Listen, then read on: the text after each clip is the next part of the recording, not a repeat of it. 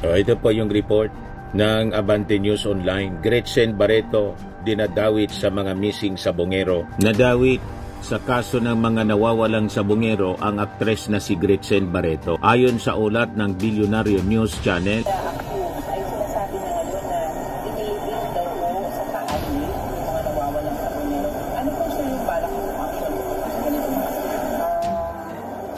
yung witness na hawak ngayon ng DOJ na ang clout daw hanggang sa Supreme Court matindi. Kaya sabi ni Boyeng Rimulya, kakausapin niya daw mismo si Chief Justice. Mainstream media, so sabi dito, a well-known female celebrity has been mentioned in connection with the case of missing sabongeros based on claims by key suspect and had allegedly participated in key meetings. May isang babaeng celebrity, sabi nagpapagang mga balita at pagtalakay sa mga isyu ng lipunan. Pulsa, opinyon, banat at paglalantad sa katotohanan. Pulsa, what you see is what you get.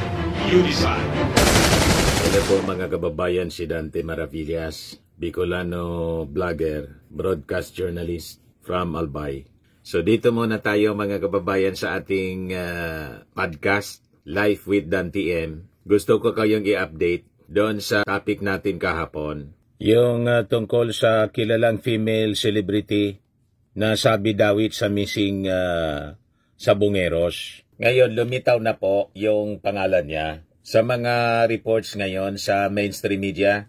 Ito po yung report ng Abante News Online. Gretchen Barreto dinadawit sa mga missing sabongero. Nadawit sa kaso ng mga nawawalang sabongero ang aktres na si Gretchen Barreto. Ayon sa ulat ng Bilyonaryo News Channel, kumakalat kasi ngayon na espekulasyon sa social media na si Gretchen ang babaeng celebrity na tinutukoy ni alias Totoy na kabilang sa alpha members na pangunahing grupo umano na sangkot sa pagkawala ng mga sabongero. Nang sabi ni Totoy, doon mga kababayan sa pag-interview ni DOJ Secretary Boyeng Rimulya, yung mga missing sabongeros, lahat po patay na.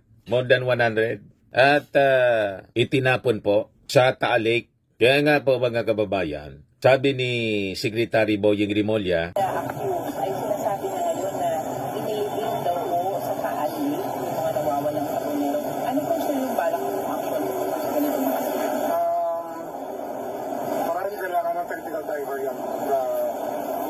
natin ang veracity of information, we will need technical drivers to do it kasi malalim din yan.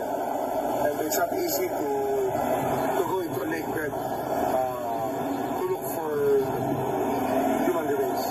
Pero sir, sabihin niyo ba possible yun? Kasi nga, ang tagal na kung hinahanap, tagal na kung correct, kung walang trace talaga, it can be a credible story. Kasi wala talagang trace.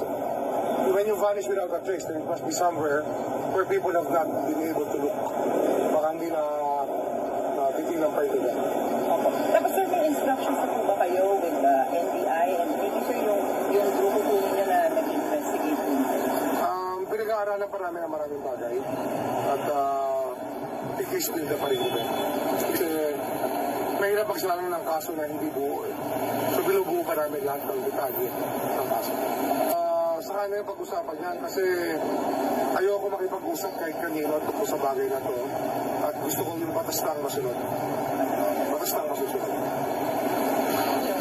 Yung mga family po kasi after po sa whistleblower, parang nagkaroon sila ng hope na baka daw makita nga yung mga remains ng kanilang family. Ngayon nga yun eh. It's one of the things that we have to do. And then, we cannot set the case aside. We have not exhausted all efforts to locate the human remains.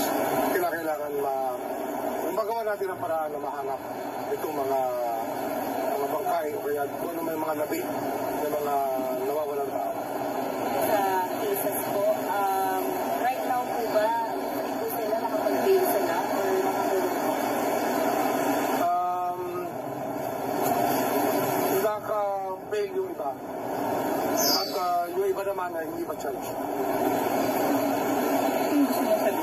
Tsaka meron din mga hanggang dyan pa rin sa paligid na alam mo na.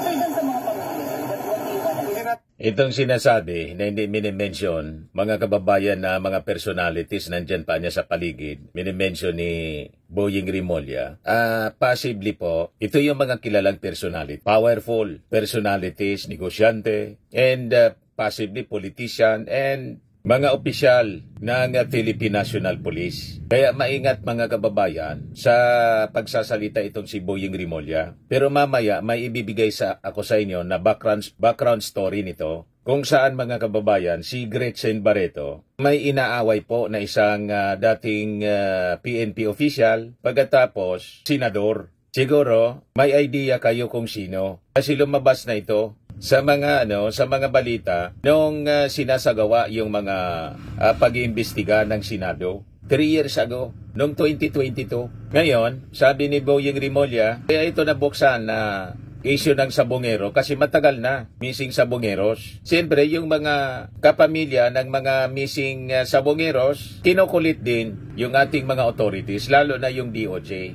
Kung ano na yung development, kaya ito po lumitaw uli. Ano nang development sa kaso? Kaya ito, napag-uusapan muli ngayon. Tinitigilan yan kasi this is a social responsibility. It's a responsibility that all Filipinos have to put to rest any doubts about the people we love. Yung mahal natin sa buhay, dapat ginagawa natin ang paraan para mahanap natin sila.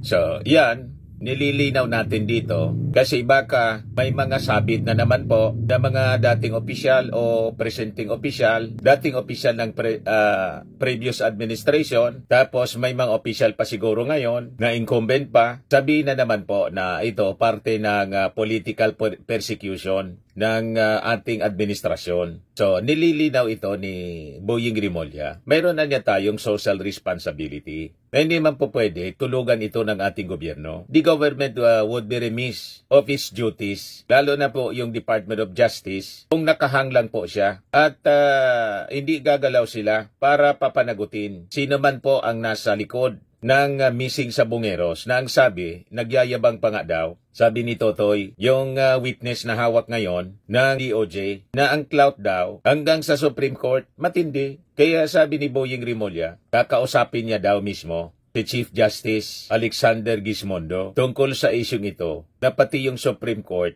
name drop na ang sabi, na impluensyahan pati yung Supreme Court. Kasi yung nawala na parang bulan na maganda yun. So itong statement na sinasabi, what do you want po ito pong taong po na lumapit na talaga sa NBI, lumapit po sa PNP? Kasi parang may sinasabi pero papasok po ba ito sa NBI? Paano po ba?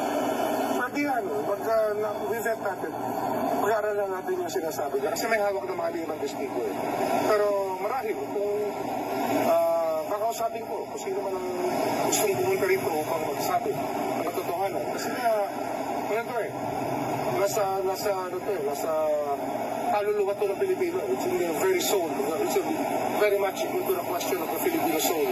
How we can put to rest things that happen to us. Ibayaan to. So yun mga kababayan. O ngayon, yung sinasabing kilalang celebrity, lumitaw na po yung kanyang pangalan dito sa report ng Abante News at Billionaire News Channel. Yan o. Ito yung report ng Billionaire News para alam ninyo kung ano yung source ng balita ngayon.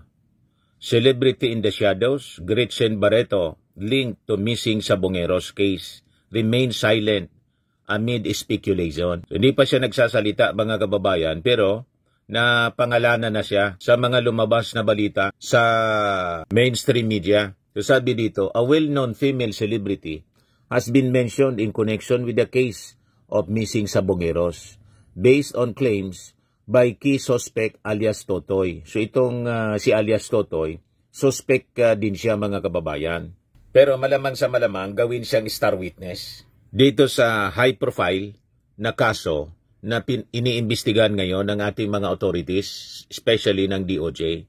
Itong si Totoy, one of the accused in the kidnapping case, nagsabi na ang hindi pinangalan ng celebrity ay parte ng group so-called alpha members and had allegedly participated in key meetings. Na lumabas na nga po ngayon yung unnamed pinangalanan na sa report ng Billionaire News. So ito yung sinasabi natin na Sabi ko kahapon po sa inyo, 2 man lang po yung nakikita natin. 2 o 3, ganon, na na-involve sa isang negosyante, kilalang negosyante, pagkatapos nakita natin sa social media na may hawak na manok, pansabong na manok. And because of that, yun na, yung mga speculations, lumabas na nga po. Pinangalanan si Gretchen Barreto, pero hindi pa po nagsasalita tungkol dito si Gretchen Barreto. Pero nung 2002, nag-away pa sila ni Bato de la Rosa. Mamaya, ibigay ko sa inyo yung kwento as reported by the Philippine Daily Inquirer para magka-idea tayo kung sinong mga personalities po ang possibly iimbestigahan ngayon ng DOJ na noon hindi na imbestigahan mabuti nung previous administration ito po nagsimula. Kasi nga po may mga sangkot na mga big time personalities, negosyante, politiko, PNP official, tapos celebrity. So sabi dito po sa report ng Billionaire News, Totoy, one of the accused dito sa kidnapping case, said the unnamed celebrity was part of the group so-called Alpha members and had allegedly participated in key meetings. May isang babaeng celebrity, sabi po niya, kasama siya sa Alpha member. Isa rin siya pag nagmi-meeting, andun siya. Isa rin siya sa susi kung sakali. Ibig sabihin ni Totoy, susi ng pag-solve ng kasong ito. Kasi lumalabas sa kanyang kwento na may alam itong sinasabing celebrity. Malalim ang alam sa grupo. Kasi kasama sa meeting, tumatutukoy kung sino yung mastermind. Sasabi dito, although Totoy did not name the woman, online speculation quickly pointed to actress Gretchen Barreto. Social media users link her to the case due to her previous criticism of the Senate probe into the Sabongeros and her known relationship with gambling operator Atong Ang, often referred to as the Sabong Kingpin. Ang has long been a controversial figure in the online sabong industry. So ito yung classic example mga kababayan ng kasabihang sa Bicol po, ang manok pag nagbunay, minakutat. Ang manok daw pag nangingitlog, kumukutat. Kutat, kutat, kutat. Pag maganon, pag maingay daw yung manok, kasi that's the nature ng manok na nangingitlog. After na mangitlog siya, before siyang lalabas, doon sa kanyang taga, yung tawag dito sa amin. So, ginagawang itlogan baga niya. Gawa sa dahon ng yun ang ginagawa ko nung bata pa ako. Gawa sa dahon ng niyog, taga. Iwan ko ng tawag sa inyo. Before siyang umaalis doon sa taga, itlogan niya, maingay. Pag nangitlog na, alam na ng may-ari, nangitlog na niya. Kasi nag-ingay. So, ganun din dito mga kababayan. By analogy, nag-ingay. Ayon, nalata tuloy. So sabi dito sa balita, Barreto in 2022 Instagram story questioned the Senate's handling of the probe and Senator Ronald Bato de la Rosa's role, but has not been officially named by authorities in any capacity. In the current case, she has yet to issue any response despite attempts to reach her for comment as of writing. So malamang maya-maya, or bukas sa makalawa, mapipilitan si Gretchen Barreto na magpa-interview sa mainstream media or mag-post sa kanyang Instagram or sa kanyang social media account sa Facebook para ipaliwanag yung kanyang side. Kasi napangalanan na siya dito dahil sa mga espekulasyon kasi kahit nga po ako, yun kagad yung bumasok sa aking isipan kasi siya man lang yung nakita ko na nagpo-post sa social media, na-publish sa mga magazine, may hawak-hawak na manok na pansabong with Atong Ang, sino pa man. So normal yun na iisipin ng mga netizens, si Gretchen Barreto anya. So ito na nga po, na-publish na siya sa Billionaire News Channel. Pero hindi ibig sabihin na guilty na kaagad siya. Kaya nga yung mga authorities po, iniimbestigang maayos. So, dapat fair tayo dito sa ating reporting. Ang lahat ng ito, mga suspects. Kahit nga si Totoy na nagsalita, suspect pa rin yun. Unless proven guilty beyond reasonable doubt. Once they are charged in court, ayun sasabihin natin na sila mga kababayan ay talagang sabit nagkasala. Sila yung mga gumawa nasa likod ng missing Sabongeros na napakarami, more than 100 po. Matindi po itong krimen. Kidnapping, murder. So lumitaw na yung pangalan ni Senator Ronald Bato de la Rosa kasi nag-away nga sila. Tina-challenge mismo. Galit na galit noong 2022 si Gretchen Barreto. Tina-challenge mismo si Bato de la Rosa. So may idea na po kayo kung sino yung mga characters sa dramang ito, panibagong drama, mga kababayan. Nasusubaybayan natin, panibagong teleserye. Meanwhile, the National Police Commission, NAPOLCOM, stated that they are now evaluating the information. NAPOLCOM Vice Chairperson Attorney Rafael Calinisan confirmed that the agency has launched an initial probe into the claims. So sabi niya, kailangan talaga makausap natin siya. Siya ay dapat maghain ng kanyang reklamo sa NAPOLCOM. A-actionan natin ito, sabi ni Calinisan. Investigators also said they are now working to verify Totoy's claims, including the potential role of civilians and uniformed personnel in the alleged operation. NAPOLCOM has vowed that any police found to be involved will face immediate disciplinary action. So, patindi ng patindi, mga kababayan, ang mga lumalabas na kwento in relation sa mga nangyaring krimen during the past administration. Ngayon, mga kababayan, unti-unti nang lumilinaw yung mga personalities na possibly sangkot, mga kababayan, na during the previous administration, walang nangyari kasi mga influential at sinasabing may mga connection mismo sa gobyerno. Other than mga mayayamang negosyante or other than mayamang negosyante, may mga sangkot pa na taga-gobyerno. Kaya maingat po sa pagpapalabas ng mga statements itong si Boyeng Rimulya. Kaya niya, hindi ako makikipag-usap kahit kanino. Parinig niya yon sa mga possible influential personalities na pwede kausapin siya para manahimik na lang siguro in exchange sa kung ano. Alam na ninyo. So, nagpasaring na po, nagparinig na po, hindi niya ako makikipag-usap sa kung kahit kanino sa kasong ito. O ngayon, sabi ko sa inyo, to give you a background of the story, i-share ko ito sa inyo na balita galing sa Bandera. Yung pizza nito, mga kababayan, March 31, 2022, sinulat ni Ervin Santiago, reporter ng Bandera. Para alam ninyo na ang kwento natin hindi po gawa-gawa. It is based sa ating research na naiuulat na ng mainstream media para magkaroon tayo ng idea at mabuo natin yung kwento. Ano yung background story nito? Kapon, yung timeline, as reported by Rappler, yon ang ibinigay ko sa inyo. Dito naman, the background story as reported by Bandera. Yan o. Gretchen, handang ilantad ang ebidensya laban kay Bato, referring to Bato de la Rosa, tungkol sa isabong Senador Rumisbak. So nagkakaideya na po kayo kung sino yung mga personalities na may kinalaman po sa isyu ng missing sabongeros.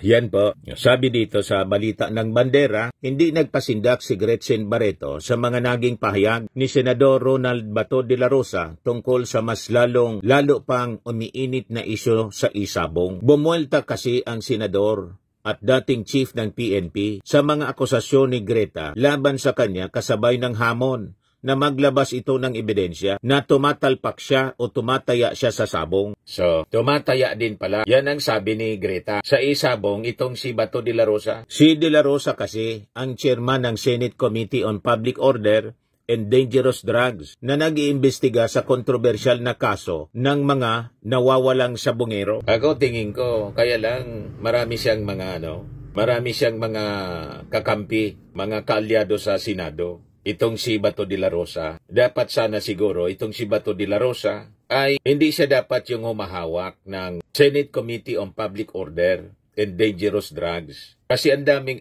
issue ng previous administration involving public order and dangerous drugs. At kasama na ito pong missing sabongeros. Dapat iba. Kaya lang siya yung pinili kasi dati siyang PNP chief.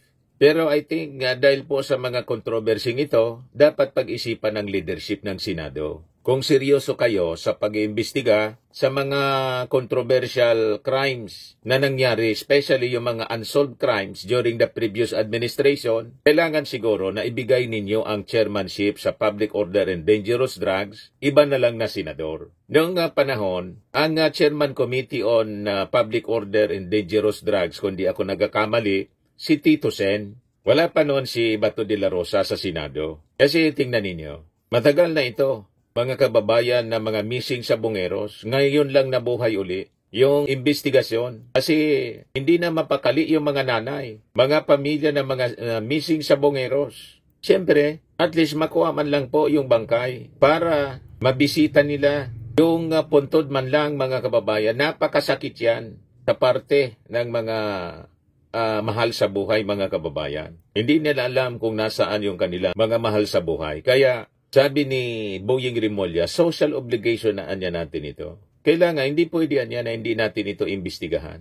Hindi solusyonan, hindi isolve. Parte ito ng obligasyon, mandato ng mga taga-gobyerno, lalo ng DOJ. Sabi dito, at isa sa mga resource person ay pinatawag ng komite ni De La Rosa sa Senado ay si Atong Ang dahil sa sabong arena nito. Umano, huling nakita ang ilan sa mga nawawalang sabongero. Si Atong Ang may-ari ng Lucky 8 Star Quest Incorporated, ang gaming firm ng Isabong Operations na kumikita umano ng 60 billion pesos kada buwan. Sabi ko sa inyo, tama yung Bible. The love of money po ito lahat. Dahil sa sobrang pagmamahal sa pera, the love of money, sabi sa Bible, is the root of all evils. Ang pera po is not evil.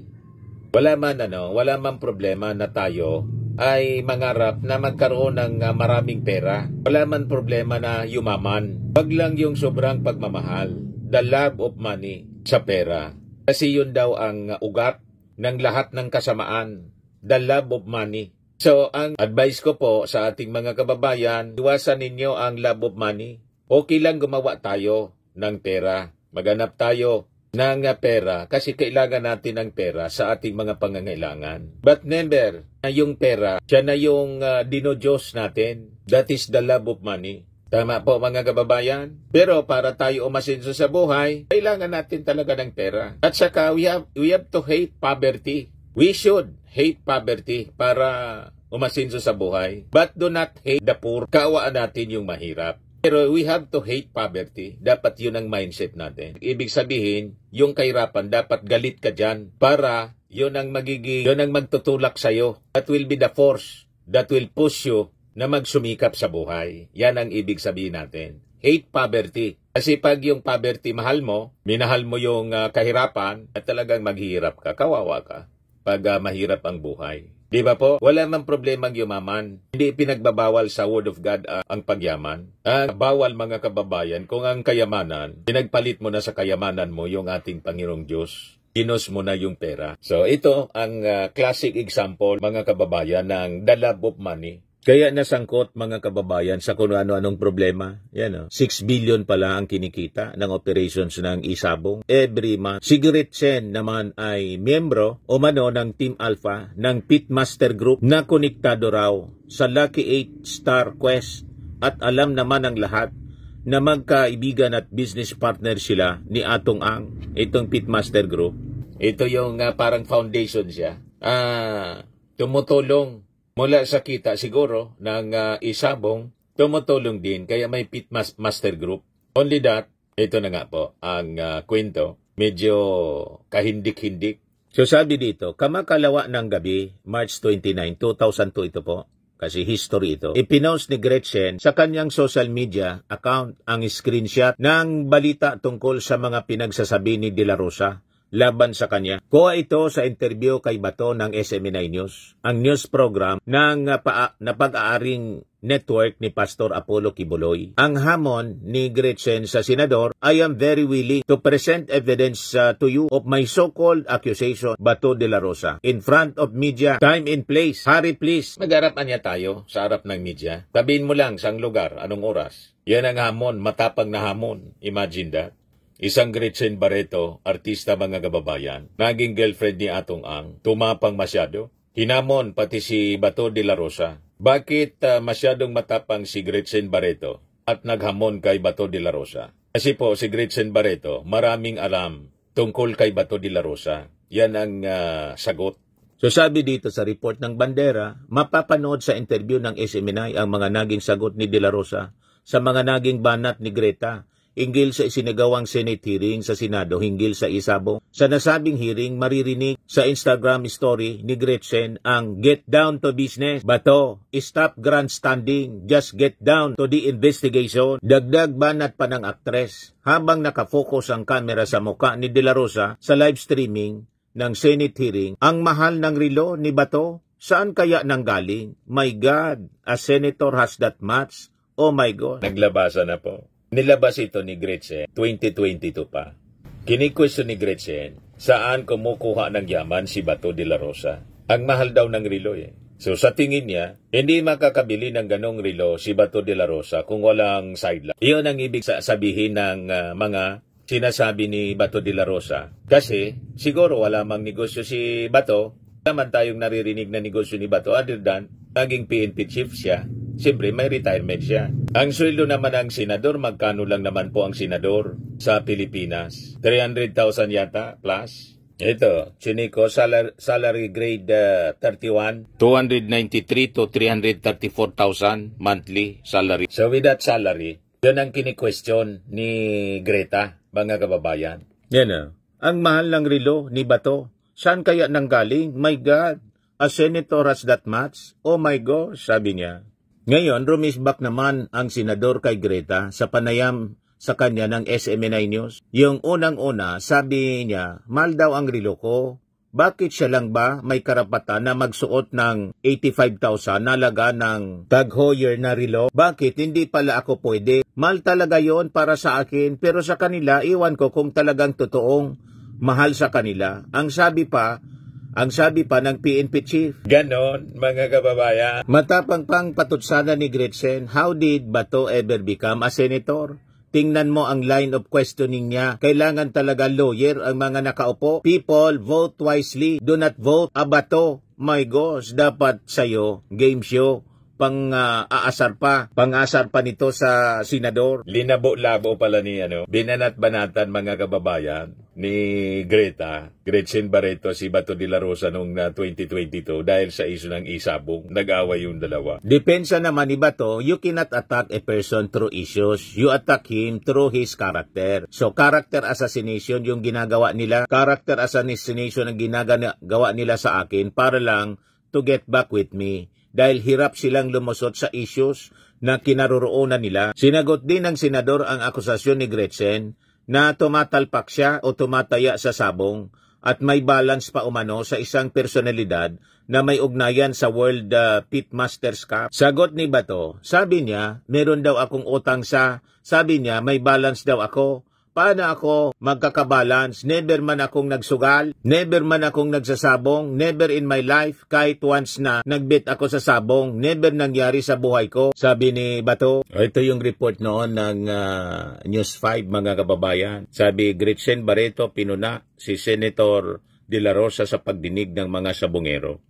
Pakinggan po natin yung report ng News 5. Nilaglag na ng aktres na si Gretchen Barreto si Senator Bato de la Rosa na tumatalpak din daw sa gitna ng Senate hearing tungkol sa mga nawawalang sabongero. Samantala, immortalized na sa isang wax museum si Miss Universe 2018. Gosh, dapat sa'yo, game show. Iyan ang tensyon sa pagitan ni Senator Bato de la Rosa at aktres na si Gretchen Barreto. Naging maanghang kasi ang mga side comment ni Greta kay Bato sa hearing tungkol sa mga nawawalang sabongero. Imbitado sa pagdinig ang kaibigan niyang si Atong Ang. Sabi ni Greta, pasikat ang senador sa paraan ng pagtatanong. Napansin din daw niyang expensive watch na mambabatas. Ang mahal ng relo ni Bato, saan kaya nanggaling?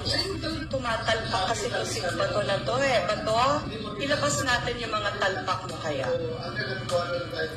Alam ko, may balance to sa'yo, Kate. Matindi pa. Kate Villalon.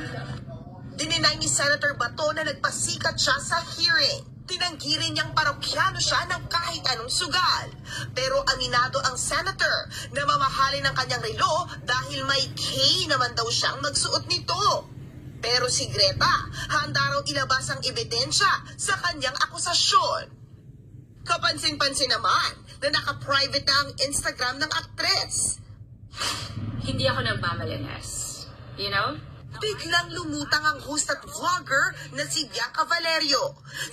So yan mga kababayan, ang mga exciting na mga balita sa nagpapatuloy na pag-imbestiga ngayon. No nonsense investigation. Yung previous, parang drama lang po yung mga investigasyon. Wala maayos na resulta. Pero ngayon, I think itong mga napangalan ng mga personalities, kaabang-abang mga kababayan kung ano talaga yung kanilang involvement dito sa mga missing sa Bungeros. So abangan po natin ang mga pasabog na mga balita mula kay DOJ Secretary Boying Rimulya. Yes, sabi sa mga reaction po, mga kababayan ng mga netizens, Atong Ang at Gretchen Barreto, sabi ni Maynard Salviejo, Atong Ang at Gretchen Barreto, sangkot din si Bato de la Rosa, Bongo, at siyempre si Digong Duterte. Gusto talaga easy money ni Diggs, kahit ang epekto ay kriminalidad. Sabi ni Malan Network, walang lihim na hindi nabubunyag, sana makasuhan ang mga sangkot. Sabi ni Lod sa Asuncion, basta naging swapang sa salapi, mapapahamak. Ngayon ay panahon na para mabunyag lahat ng kasalanan. Naglilinis na pati ang Diyos sa buong mundo. Sabi ni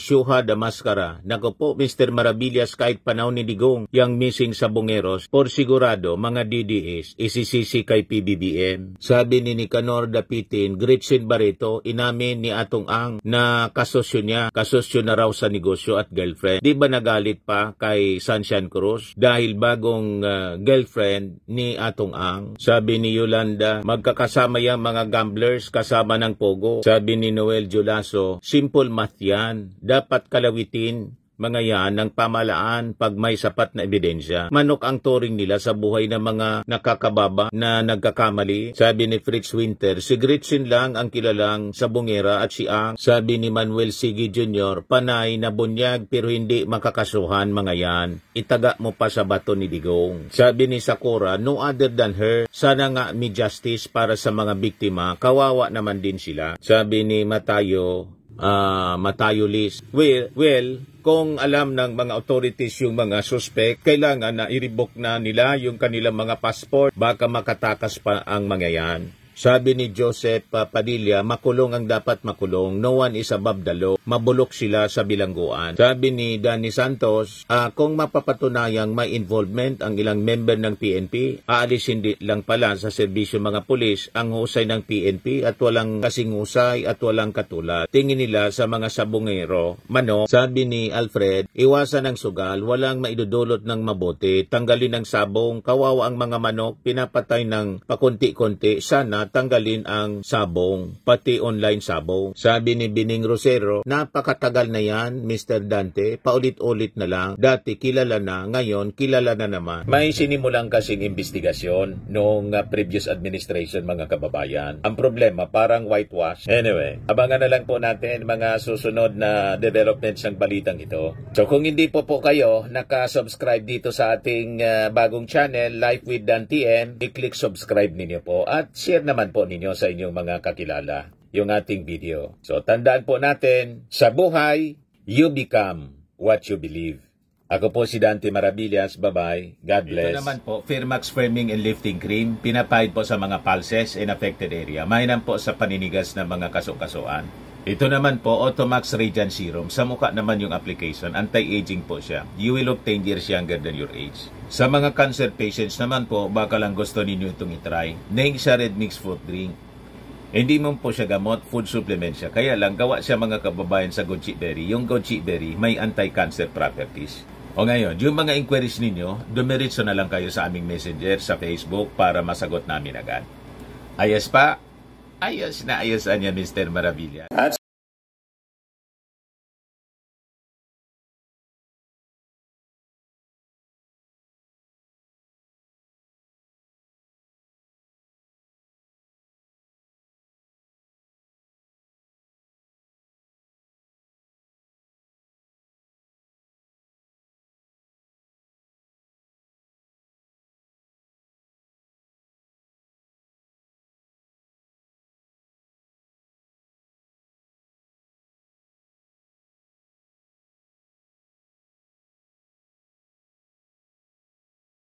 sa mga naghanap po ng malinis and spacious fitness gym, pumunta lang po kayo sa aming Colossal Fitness Gym. May Grab Car Rental din po kami. Ito naman po yung bago naming product na binibenta online. iGlow Serum Whitening po siya. Tingnan ninyo yung epekto sa aking anak na architect before and now. Yung mga inquiries po ninyo, dumiretso na lang kayo sa kanyang Facebook account, Riz Maravillas.